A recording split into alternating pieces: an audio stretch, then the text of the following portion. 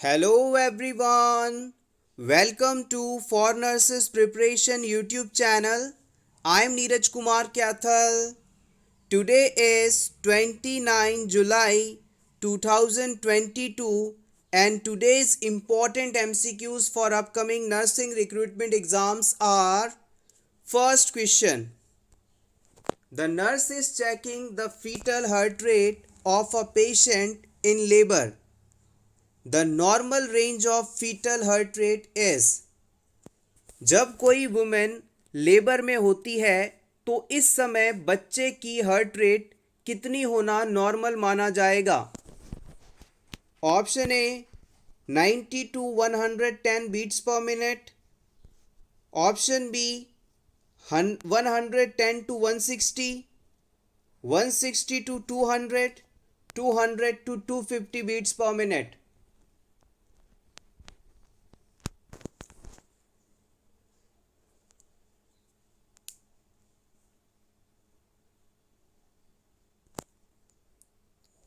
The right answer is option B 110 to 160 beats per minute. जब women labour में होती है तो उस दौरान बच्चे की स्थिति को पता करने के लिए लगातार फीटल हार्ट रेट मॉनिटर की जाती है. फीटल हार्ट रेट को असेस करके हम बच्चे की वाइबिलिटी और उसकी कंडीशन को लगातार मॉनिटर करते रहते हैं. अगर फीटल हार्ट रेट 110 से 160 के बीच आ रही है तो हम इसे नॉर्मल मानेंगे. डिलीवरी के दौरान 5 टू 25 बीट्स का वेरिएशन इस नॉर्मल रेंज के साथ देखा जा सकता है. अगर आपसे कॉम्पिटिटिव एग्ज़ाम्स की बात करें तो एग्जैक्टली पूछा जाए कि न्यूबॉर्न बेबी में हार्ट रेट कितना होता है तो आप बताएंगे 120 से 160 beats per minute. Newborn baby में हार्ट रेट 120 से 160 बीट्स पर मिनट नॉर्मल मानी जाती है. नेक्स्ट क्वेश्चन. अ potassium level of 5.4 MEQ per L should alert the nurse to assess the patient for. किसी क्लाइंट में पोटेशियम लेवल यदि 5.4 मिली इक्विवेलेंट पर लीटर है तो इसके बाद पेशेंट में कौन सी फाइंडिंग आपको देखने को मिलेगी? ECG changes, constipation, polyuria, hypertension.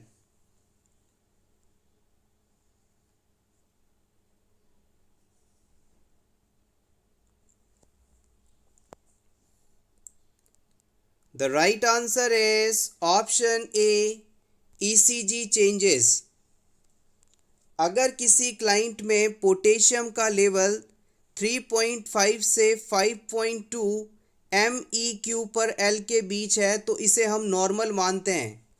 अगर पोटेशियम का लेवल 5.2 से ज़्यादा होता है जो कि इस क्वेश्चन में दिया गया है तो ये कंडीशन हाइपर कैलीमिया कहलाती है और हाइपर कैलीमिया होते ही पेशेंट में अरिथमियाज डेवलप होने लगते हैं जिससे पेशेंट की ECG चेंज हो जाती है.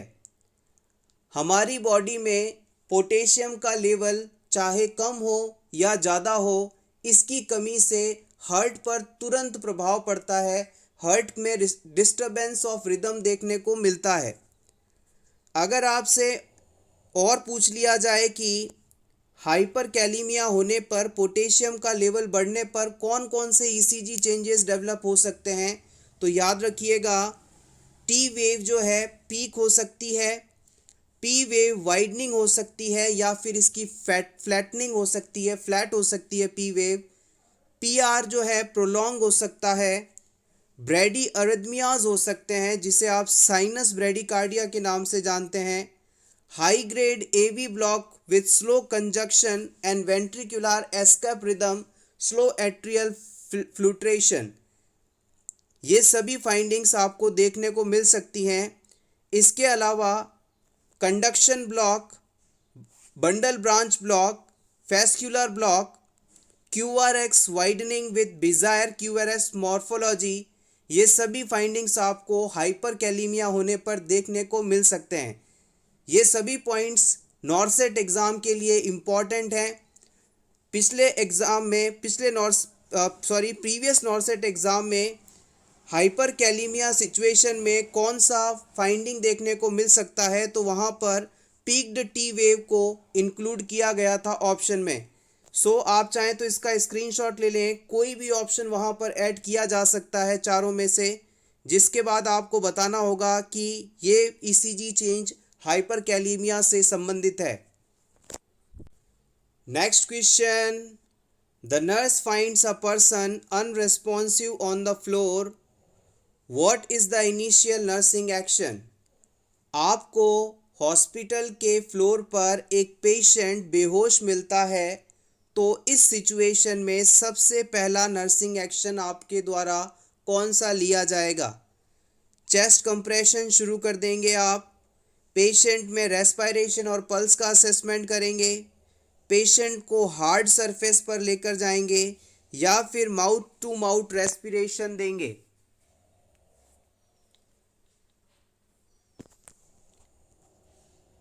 The right answer is option B.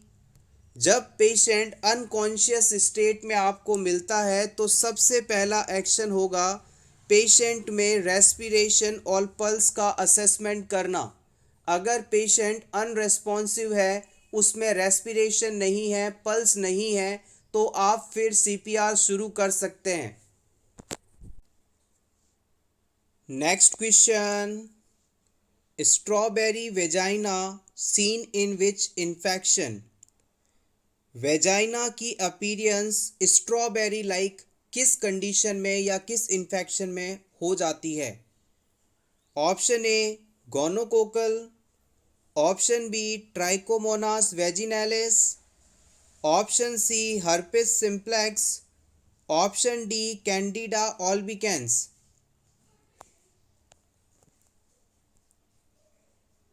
The right answer is option B, Trichomonas vaginalis.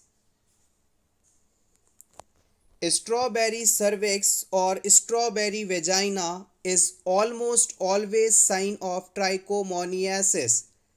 जब भी आपको स्ट्रॉबेरी सर्विक्स या स्ट्रॉबेरी वेजाइना का पूछा जाए तो आप तुरंत आंसर देंगे ये कंडीशन ट्राइकोमोनियासिस से रिलेटेड है।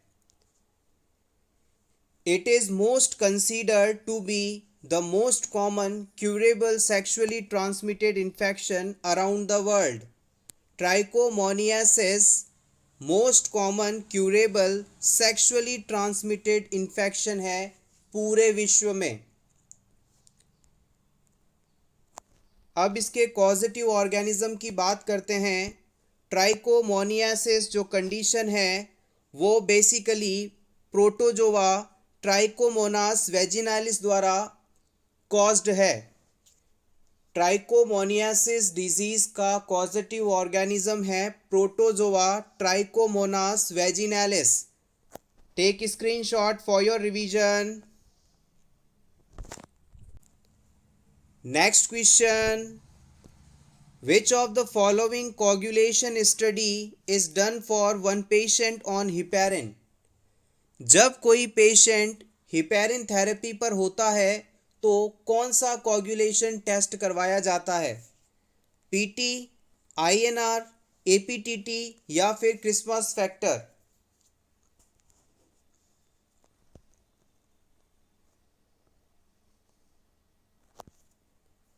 The right answer is option C, APTT. अगर पेशेंट हिपेरिन थेरेपी पर है, हिपेरिन बेसिकली एक एंटीकोगुलेंट सब्सटेंस है जिसे हम सबक्यूटेनियस रूट से एडमिनिस्टर करते हैं।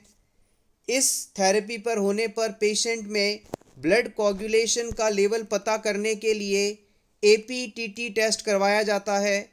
एपीटीटी टेस्ट का फुल फॉर्म है एक्टिवेटेड पार्शियल थ्रोम्बोप्लास्टिन टाइम। कई बार इसे आप शॉर्ट में पार्शियल थ्रोम्बोप्लास्टिन के नाम से भी जानते हैं। अगर आपसे पूछ लिया जाता कि किसी क्लाइंट को ओरल एंटीकोगुलेंट वारफेरिन मेडिसिन दी जा रही है तो इस सिचुएशन में कौन सा ब्लड कोagulation टेस्ट करवाया जाएगा, तो आप याद रखिएगा उस समय PTINR टेस्ट करवाया जाता है। वॉरफेरिन की टॉक्सिसिटी होने पर विटामिन के एज अ एंटीडोट इस्तेमाल करते हैं और हिपेरिन की टॉक्सिसिटी होने पर प्रोटामिन सल्फेट को एज अ एंटीडोट इस्तेमाल किया जाता है। Next question, which hormone is also known as thyroxine? किस हार्मोन को थायरॉक्सिन हार्मोन के नाम से जाना जाता है? T1, T2, T3, T4।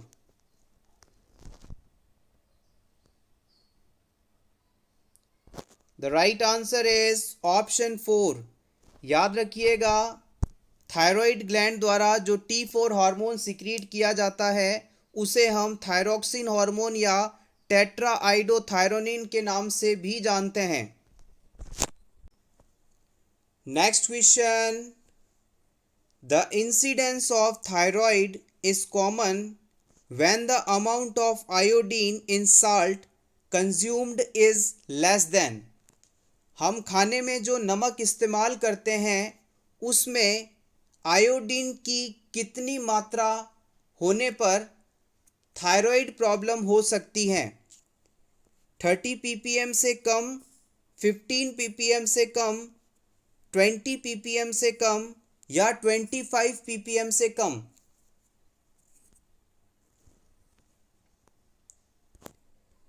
The right answer is option B. अगर खाने वाले नमक में 15 पार्टिकल्स पर मिलियन से कम मात्रा में आयोडीन है तो इससे थायराइड डिजीज हो सकते हैं। Let's see the rational. Level of iodization at production level should be 30 particles per million और at consumer level 15 particles per million to decrease the incidence of iodine deficiency disorders। Iodine की कमी से होने वाले रोगों को कम करने के लिए नमक में आयोडीन की मात्रा प्रोडक्शन लेवल पर 30 पार्टिकल्स पर मिलियन होनी चाहिए और कंज्यूमर लेवल पर 15 पार्टिकल्स पर मिलियन होनी चाहिए। अगर इससे कम मात्रा वाला आयोडीनाइज्ड नमक आप इस्तेमाल करते हैं तो इससे आपको आयोडीन डेफिशिएंसी डिसऑर्डर्स हो सकते हैं। Next question, the significant sign of pyloric stenosis is. Pyloric stenosis condition में आपको कौन सा साइन देखने को मिलेगा? Frequent vomiting, projectile vomiting, bile in vomit, blood in vomit?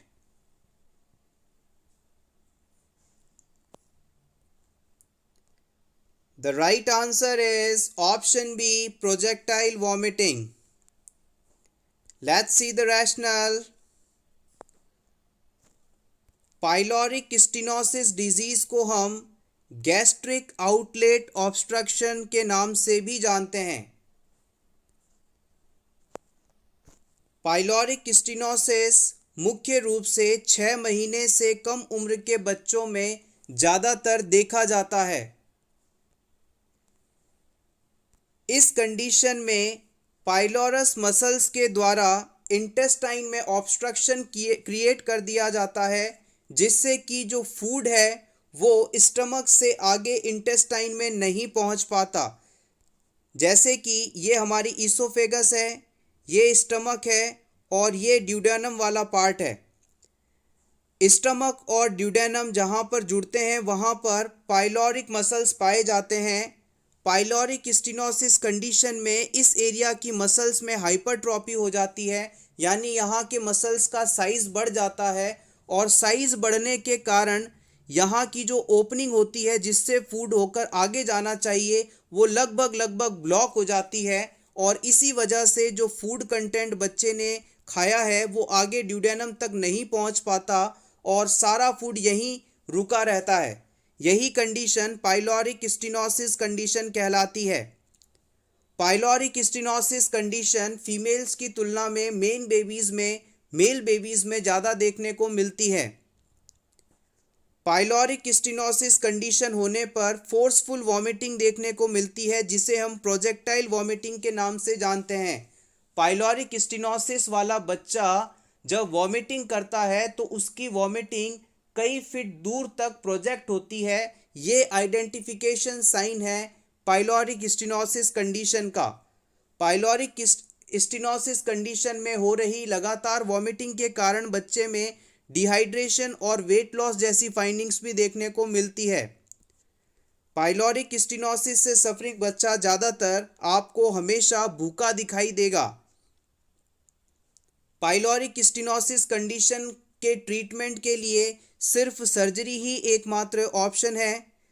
Pyloric stenosis condition के ट्रीटमेंट में जो सर्जरी परफॉर्म की जाती है उसे हम पाइलोरोमायोटॉमी के नाम से जानते हैं। पाइलोरोमायोटॉमी इम्पॉर्टेंट है, नॉर्सेट एग्ज़ाम में पूछा जा सकता है। इस प्रोसीजर के अंदर जो पाइलोरस मसल्स हैं जिनकी हाइपरट्रॉफी हुई थी उसे सर्जरी द्वारा काट कर जो ओपनिंग है उसे बड़ा किया जाता है। Take screenshot for your revision. Next question, what does enuresis means? Enuresis का क्या मतलब होता है? Loss of control of vomit, loss of control of stool, loss of control of urine, breath holding.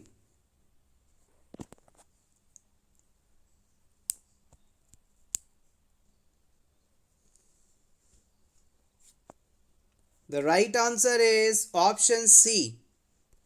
अगर किसी व्यक्ति को अपने यूरिन वॉइडिंग पर कंट्रोल ना हो, यानी यूरिन बिना उसकी इच्छा के ही पास हो जाए, तो ये कंडीशन एन्यूरेसिस कहलाती है। Loss of control of urine is known as enuresis.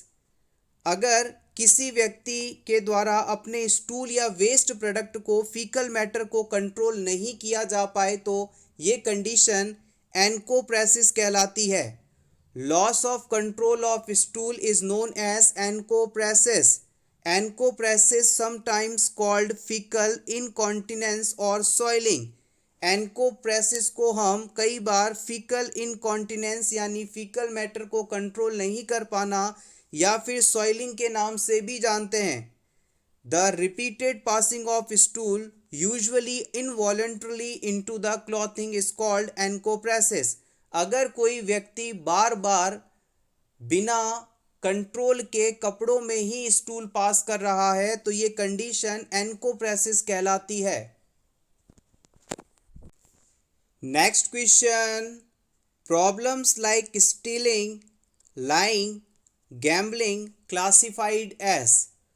अगर कोई व्यक्ति दूसरों की चीज़ों को चुराता है, झूठ बोलता है, गैम्बल करता है यानी जुआ खेलता है, तो ये किस प्रॉब्लम के अंतर्गत क्लासिफाई किए जाएंगे? Option A educational difficulties, option B anti social, option C psychosomatic, option D bad habits.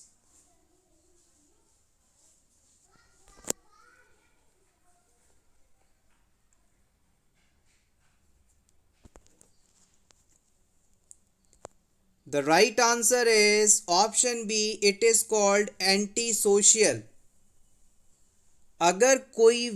अगर किसी व्यक्ति का नज़रिया और उसके एक्शन सोशली नेगेटिव हों या फिर जो सामाजिक नियम बनाए गए हैं उनके विपरीत हों तो ये सभी एंटी सोशल कहलाती हैं। अगर किसी व्यक्ति का चरित्र और उसके जो काम हैं सोशली बनाए गए नियमों के, सामाजिक नियमों के विपरीत हों और उसके विचार नेगेटिव हों समाज के लिए, तो ये सभी चीज़ें एंटी सोशल के अंतर्गत क्लासिफाई की जाएंगी। इसमें स्टीलिंग, लाइंग, गैम्बलिंग आदि को इंक्लूड किया जा सकता है। Next question, in a child with conduct disorder aggressive behaviour is. ऐसा बच्चा जिसे कंडक्ट डिसऑर्डर है उसमें एग्रेसिव बिहेवियर होने का क्या कारण हो सकता है? Option A caused by anxiety, anxiety के कारण, मार्क्ड लो सेल्फ एस्टीम के कारण, caused by temporary change in relationship, temporary change in relationship के कारण, या फिर हेरिडिटी के कारण।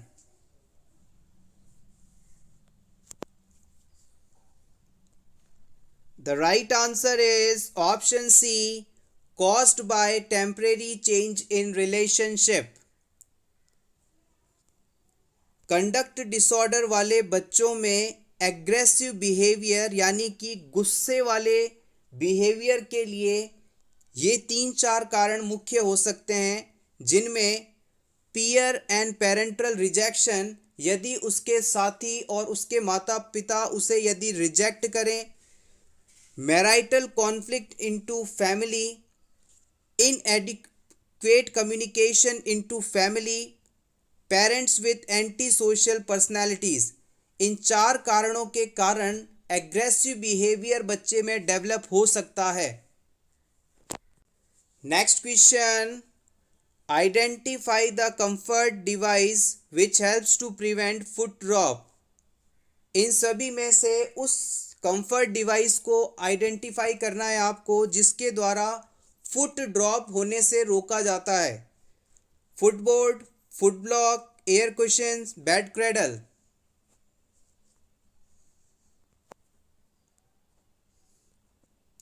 The right answer is option A, footboard.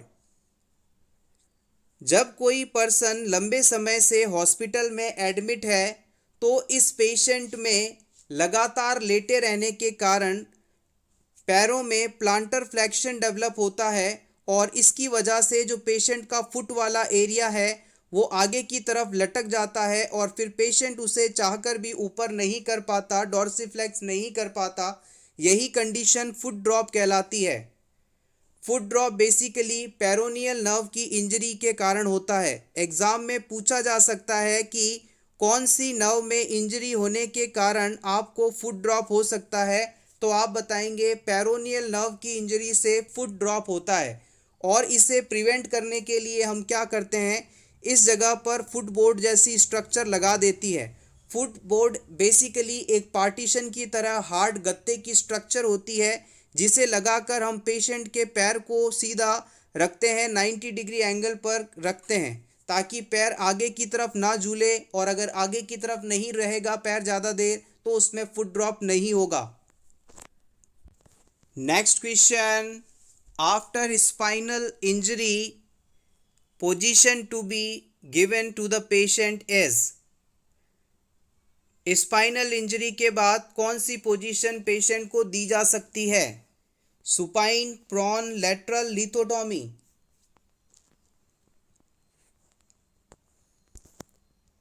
The right answer is option A. अगर पेशेंट को रीढ़ की हड्डी में चोट लगी है तो आप उसे सुपाइन पोजीशन में रखेंगे, यही सबसे बेस्ट पोजीशन मानी जाएगी। अगर पेशेंट को इस चोट के बाद कहीं शिफ्ट करना है या उसे करवट दिलाना है तो उसको टर्निंग या पोजीशनिंग के लिए लॉग रोलिंग मेथड इस्तेमाल किया जाता है। इस लॉग रोलिंग मेथड में 4 से 5 लोग मिलकर पेशेंट की कंप्लीट बॉडी को मूव करवाते हैं। इस मूवमेंट के दौरान स्पाइनल एरिया में बिल्कुल भी मूवमेंट नहीं होती, इस चीज़ को याद रखिएगा। Next question, a nurse is counseling a woman who had recurrent urinary tract infections. What a factor should the nurse explain is the reason why women are greater risk than men for contracting a urinary tract infection? किसी women में बार बार urinary tract infections हो रहे हैं और इस women की counselling के दौरान एज अ नर्स आप इस वुमेन को बताते हैं कि मेल्स की तुलना में फीमेल में यूरिनरी ट्रैक्ट इन्फेक्शन ज़्यादा होते हैं। इसका क्या कारण है? इस कारण को आपको इन चारों ऑप्शंस में से सेलेक्ट करना है। आपके ऑप्शंस हैं अल्टर्ड यूरिनरी पीएच, वुमेन में जो यूरिनरी पीएच होती है मेल की तुलना में अल्टर्ड होती है, या फिर फीमेल के हॉर्मोन्स, या फिर जक्स्टा पोजिशन ऑफ ब्लैडर, या फिर proximity of the urethra to anus, anus और यूरिथ्रा की डिस्टेंस।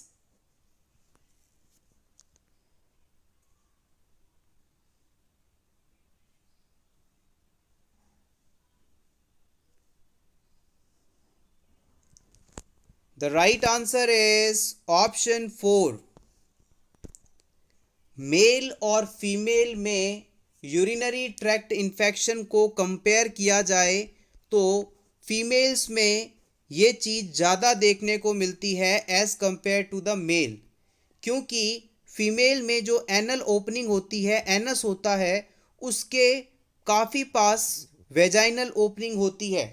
वेजाइनल ओपनिंग और यूरिथ्रल ओपनिंग एनस से काफ़ी क्लोज होती हैं, और इसी वजह से फीमेल्स में मेल की तुलना में जो यूरिनरी ट्रैक्ट इन्फेक्शन है वो ज़्यादा होते हैं। मेल में यूरिथ्रा की साइज़ यदि आपसे पूछी जाए तो अप्रॉक्सीमेटली 20 सेंटीमीटर्स होते हैं, जबकि फीमेल में यूरिथ्रा की साइज़ अप्रॉक्सीमेटली 4 सेंटीमीटर्स होती है। और यूरिथ्रा की साइज़ भी छोटी है और यूरिथ्रल ओपनिंग की एनस के से पास में भी है, तो इस वजह से जो फीमेल्स हैं उसमें यूरिनरी ट्रैक्ट इन्फेक्शन होने की संभावना ज़्यादा रहती है। अगर आपसे पूछ लिया जाए कि यूरिनरी ट्रैक्ट इन्फेक्शन का सबसे बड़ा कारण कौन सा बैक्टीरिया है, तो आप बताएंगे E coli bacteria. This is the most common causative organism of urinary tract infection.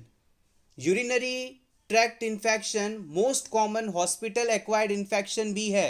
इस चीज़ को भी आप याद रखेंगे, प्रीवियस एग्जाम में पूछा गया है। रिमेनिंग ऑप्शंस की बात की जाए तो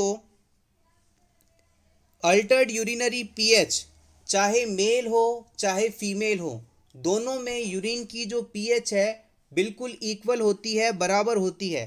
आपसे यदि पूछ लिया जाए कि यूरिन की नॉर्मल पीएच रेंज कितनी है, तो आप बताएंगे 4.6 से 8.0 के बीच। 4.6 से 8.0 के बीच is the urinary pH. Next option 2, hormonal secretions. Hormone के सिक्रीशन का यूरिनरी ट्रैक्ट इन्फेक्शन से कोई डायरेक्ट लिंक नहीं है, सो ये ऑप्शन भी गलत है।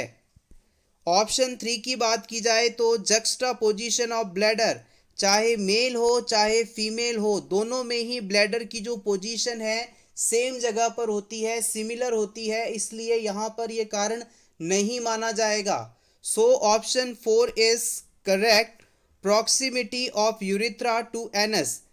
यूरिथ्रल ओपनिंग का एनस के पास होना, प्रॉक्सिमली सिचुएटेड होना, this is the main reason. Next question, a nurse plan care to prevent deformities in client with rheumatoid arthritis. Which intervention should be alternated with periods of rest? एक rheumatoid arthritis का patient है और इस patient में आप deformities को prevent करना चाहते हैं। इस सिचुएशन में कौन सा ऑप्शन आप इस्तेमाल करेंगे और उसे अल्टर्ड करेंगे पीरियड ऑफ रेस्ट के द्वारा? Option A active exercise, option 2 passive massage, option 3 bracing of joint, option 4 isometric exercise.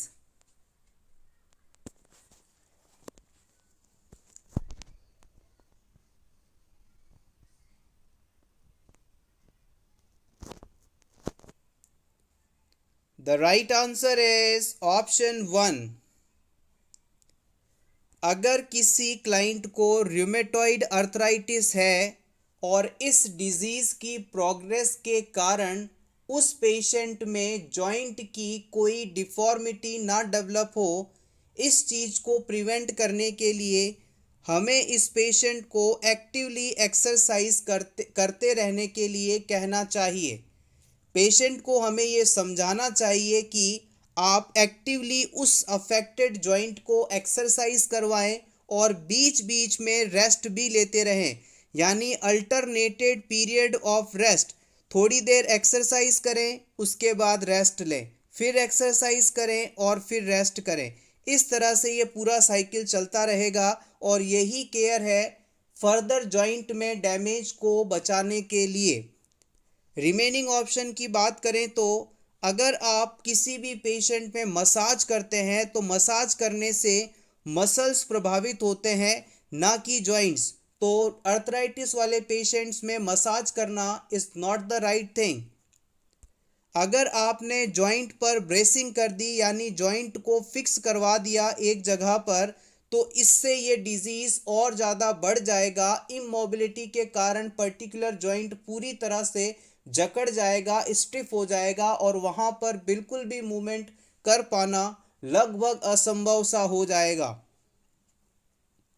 Next हम बात करते हैं isometric exercise.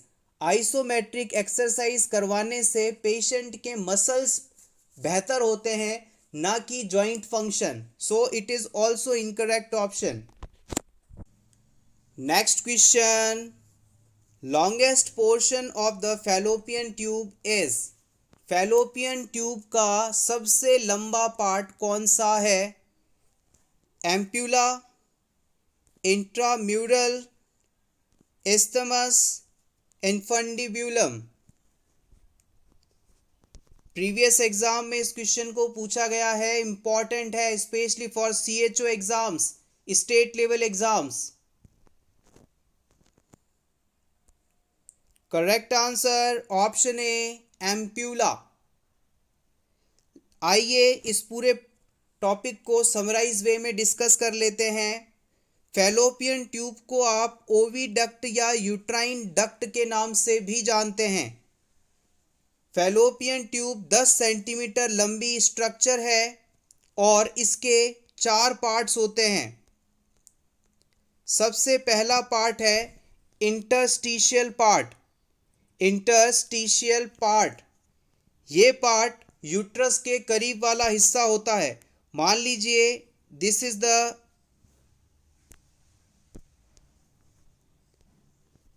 The uterus and this is the fallopian tube. ये है आपकी fallopian tube.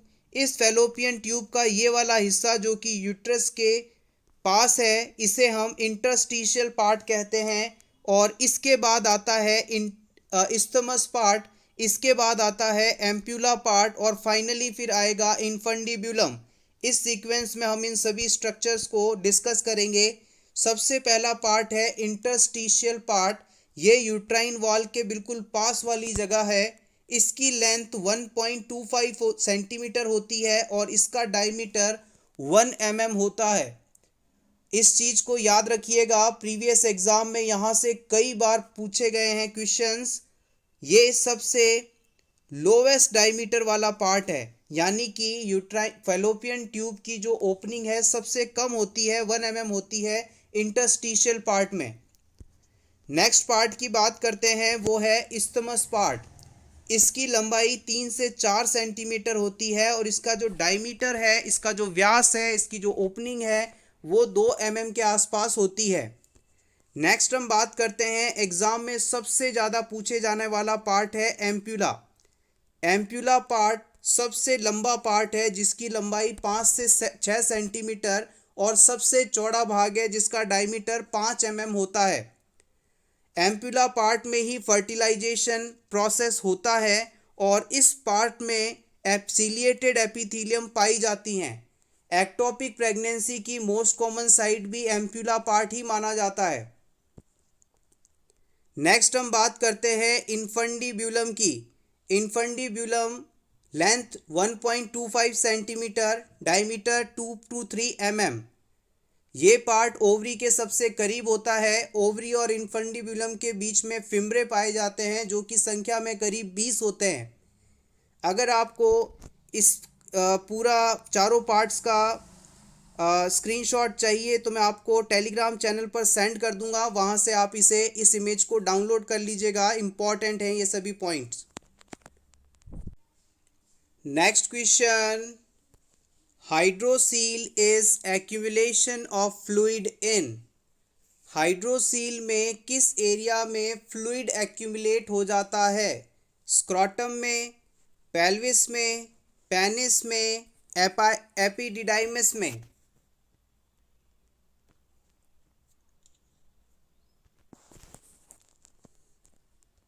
Option A is correct, scrotum area में। Scrotum area में water या फ्लूइड का एबनॉर्मली एक्यूमुलेट होना हाइड्रोसील कहलाता है। Option A correct. Next question, burns are classified on the basis of. Burn को किस बिहाफ पर क्लासिफाई किया जाता है? Type of burn area, depth and area, cause, bleeding from burnt area?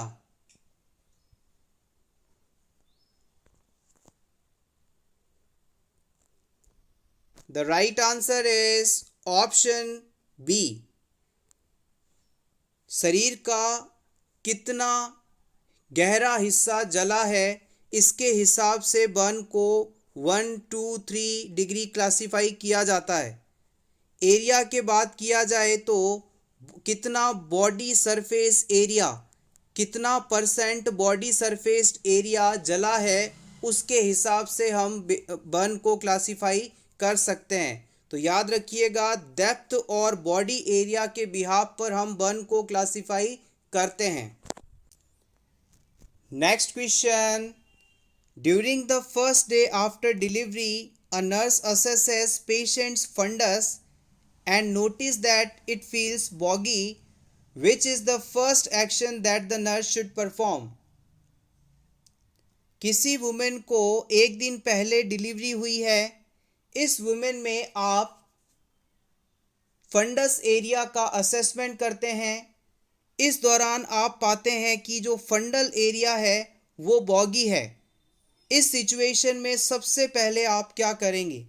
Boggy शब्द का सिंपल मीनिंग है जो फंडस वाला हिस्सा है वो सॉफ्ट है, बिल्कुल लचीला है, मुलायम है।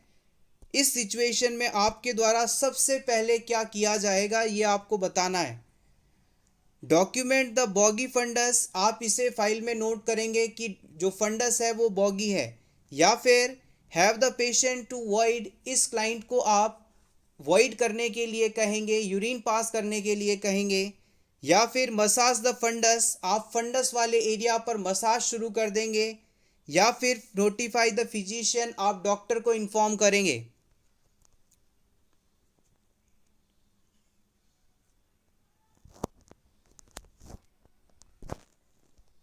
The right answer is option C, massage the fundus. ये कंडीशन काफ़ी इंपॉर्टेंट है, इसे समझना ज़रूरी है। देखिए, डिलीवरी के बाद अगर नॉर्मल कंडीशन में क्या होता है और एबनॉर्मल कंडीशन में क्या होता है, इन दोनों का ही अपन बात करेंगे।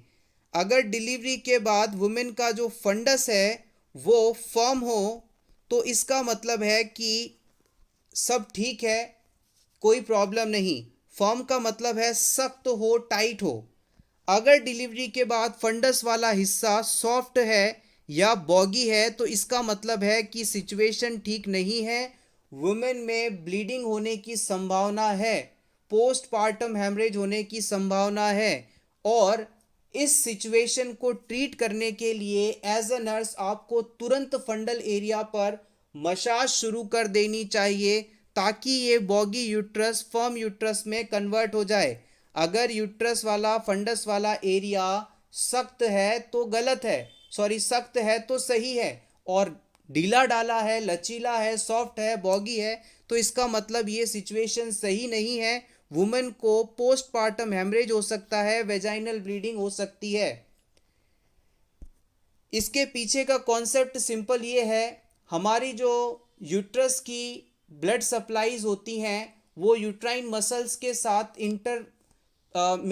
इंटरमिगली कनेक्टेड होती हैं, गुथी हुई होती हैं। उसमें जब यूट्रस में डिलीवरी के बाद में कॉन्ट्रैक्शंस होते हैं तो कॉन्ट्रैक्शन के दौरान इन ब्लड वेसल्स पर भी दबाव पड़ता है और दबाव पड़ने के कारण यहाँ मौजूद ब्लड रुकता है और रुके हुए ब्लड में क्लॉट बन जाते हैं, जिससे ब्लीडिंग होने की संभावना लगभग खत्म हो जाती है। लेकिन डिलीवरी के बाद अगर यूट्रस में कॉन्ट्रैक्शंस होना बंद हो जाएं, यानी यूट्रस अटोनिक हो जाए, उसमें कोई भी टोन मौजूद नहीं हो, कोई भी कॉन्ट्रैक्शंस मौजूद नहीं हो, तो फिर इन ब्लड वेसल्स पर दबाव नहीं पड़ेगा, दबाव नहीं पड़ेगा तो ब्लड नहीं रुकेगा, ब्लड नहीं रुकेगा तो क्लॉट नहीं बनेगा, क्लॉट नहीं बनेगा तो ब्लीडिंग होने की संभावना बनी रहेगी। Hopefully this is clear. Next question, a 20 months old is to receive isolate P 240 ml IV in 6 hours. The drop factor of mini dropper is 60 drops per ml. The nurse should regulate the IV to run at. किसी 20 महीने के बच्चे को आप 240 ml isolate P 6 घंटे में चढ़ाना चाहते हैं। यहाँ पर 60 ड्रॉप्स पर ml ड्रॉप फैक्टर है, तो कितनी ड्रॉप्स पर ml की रेट आप सेट करेंगे कि ये 240 ml फ्लूइड इस बच्चे को 6 घंटे में चढ़ जाए, ट्रांसफ्यूज हो जाए। 36 drops per minute, 40 drops per minute, 32 drops या 20 ड्रॉप्स।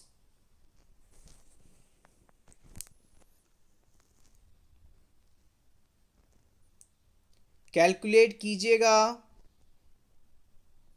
डोज कैलकुलेशन का एक ना एक क्वेश्चन आपको एग्जाम में जरूर देखने को मिल सकता है। राइट आंसर बताने से पहले हम भी इसे सॉल्व कर लेते हैं। जब भी हमें किसी क्लाइंट के अंदर ड्रॉप्स कितने मिनट के हिसाब से सेट की जाएंगी इसे कैलकुलेट करना हो, तो सबसे पहले हम जितना हमारे पास फ्लूइड है उसे लिखते हैं। जैसे कि यहाँ पर 240 ml फ्लूइड है और इसे हम मल्टीप्लाई करते हैं ड्रॉप फैक्टर से। ड्रॉप फैक्टर यहाँ दिया गया है 60 ड्रॉप्स पर मिनट। अब इसे हमें 6 घंटे में चढ़ाना है, तो 6 आवर्स में ये वैल्यू दी गई है, इसे हमें मिनट्स में कन्वर्ट करना होगा। तो मिनट्स में कन्वर्ट करने के लिए इसे हम 60 से मल्टीप्लाई करेंगे। अब ये इक्वेशन बन गई है, इसे आप अगर जब सॉल्व करेंगे तो आपको 40 आंसर मिलेगा। यानी कि अगर आप 40 ड्रॉप्स पर मिनट यानी 1 मिनट में 40 ड्रॉप पेशेंट को चढ़ाते हैं, तो 240 ml जो आइसोलेट पी है वो 6 घंटे के अंदर पेशेंट को चढ़ जाएगी, पेशेंट में डिलीवर हो जाएगी। Option B is correct here. जितना अमाउंट आपको चढ़ाना है उसे आप पहले ml में लिख लीजिए, उसके बाद ड्रॉप फैक्टर जो दिया गया है उसे लिखिए, उसके बाद टाइम है उसे मिनट में कन्वर्ट करना रहता है, इसलिए 60 से मल्टीप्लाई करते हैं। इस तरह से ये क्वेश्चन सॉल्व किए जाएंगे। Next question, you are required to give 1000 ml of normal saline over 10 hours using a micro drip infusion set। आपको माइक्रो ड्रिप इन्फ्यूजन सेट का इस्तेमाल करते हुए 1 लीटर NS 10 घंटे में किसी पेशेंट को देना है। You will adjust the drop rate in micro drops per minute, calculate the nearest 10 micro drops at. अब आपको जो ड्रॉप रेट है उसे माइक्रो ड्रॉप में पर मिनट के हिसाब से 10 के मल्टीप्लिकेशन में कैलकुलेट करनी है। Calculate fast, then we will solve it.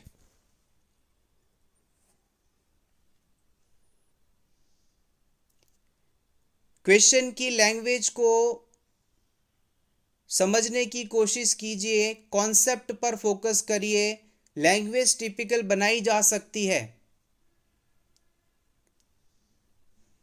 यहाँ पर माइक्रो ड्रिप सेट इस्तेमाल किया जा रहा है और इसलिए याद रखिएगा, माइक्रो ड्रिप सेट जब इस्तेमाल करते हैं तो ड्रॉप फैक्टर 60 माना जाता है।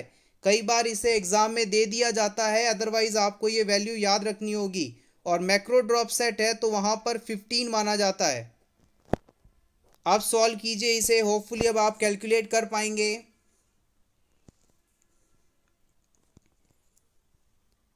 1000 ml फ्लूइड है, ड्रॉप फैक्टर है 60, 10 आवर्स में इसे ट्रांसफ्यूज़ करना है।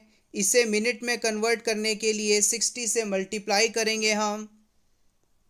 60 से 60 को हटा सकते हैं, 0 से 0 को हटा सकते हैं, तो हमारे पास बचेगा 100 drops. The right answer is option C, 100 drops. This is simple and easy. Hopefully आप इस चीज़ को समझ गए हैं, भूलेंगे नहीं।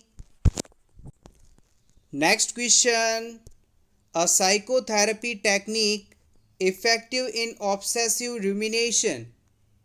ऑब्सेसिव रूमिनेशन के लिए इफेक्टिव साइकोथेरेपी कौन सी है?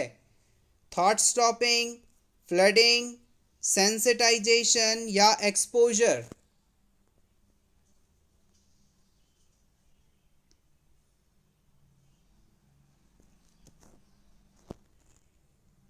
Option A correct. Thought stopping यहाँ पर इफेक्टिव साइकोथेरेपी मानी जाएगी for the obsessive rumination. Next question, the most common psychotherapy used to help a person with obsessive compulsive disorder. OCD के बारे में हमने प्रीवियस क्लास में बात की थी। आपको यहाँ बताना है कि ओसीडी पेशेंट्स के लिए सबसे ज़्यादा इस्तेमाल की जाने वाली साइकोथेरेपी कौन सी है? Behavioural modification, abreaction, transaction therapy या फिर flooding?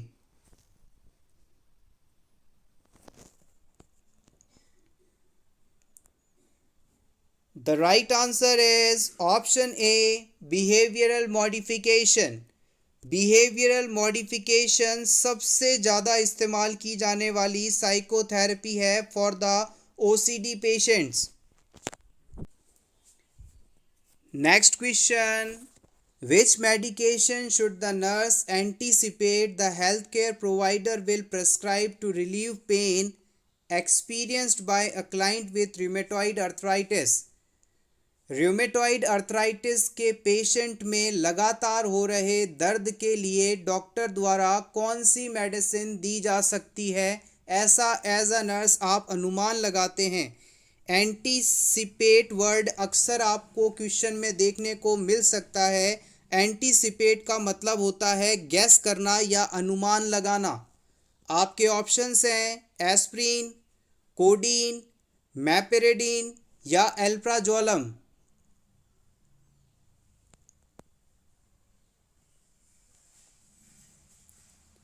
Right answer is option 1, aspirin.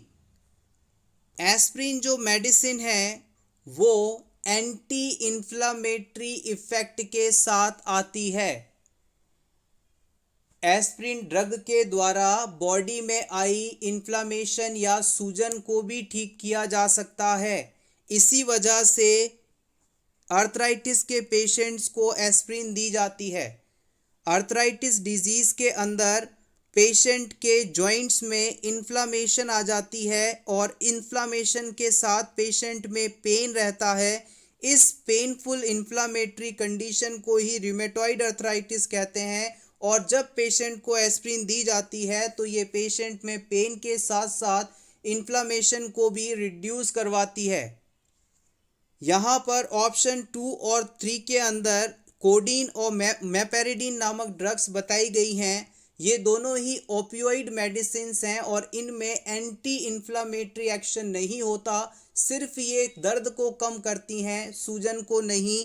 इसलिए यहाँ पर इन्हें इस्तेमाल नहीं किया जा सकता। एल्प्राजोलम मेडिसिन जो है उसका इस्तेमाल एंटी एंजाइटी मेडिसिन के रूप में होता है, ना कि anti inflammatory agent. So it is not used here. Thank you so much everyone for watching this complete video. Best of luck.